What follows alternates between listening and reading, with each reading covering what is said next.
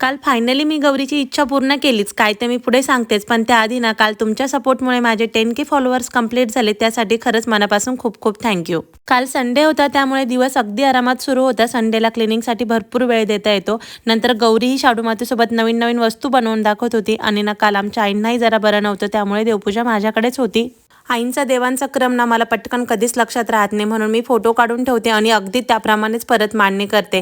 गौरी आणि मी मिळून छान पूजा केली, आरतीही केली आणि आता सुट्टी म्हटलं ना की गौरी आणि दीपकच्या फरमाईशी काही संपत नाहीत. हे बनवून दे, ते बनवून दे असं चालूच असतं. त्यात दीपक पण मला कामात हातभार लावत होते आणि खूप दिवसांपासून गौरीची इच्छा होती की माझ्या हातावर मेहंदी काढून द्यायची, म्हणून आज ती पण पूर्ण केली. नंतर संध्याकाळी बाहेर जायचं होतं, म्हणून झटपट आमच्यासाठी पिठलं पोळी बनवली आणि पप्पांसाठी भगर. बाय द वे, खूप जणांचे मेसेजेस आले होते की माझी मेडिकल जर्नी दाखवा, सुरुवात कशी केली, आत्तापर्यंतचा प्रवास कसा झाला. तुम्हालाही ते ऐकायला आवडेल का? आवडत असेल तर कमेंटमध्ये नक्की सांगा आणि चॅनलला फॉलो करा.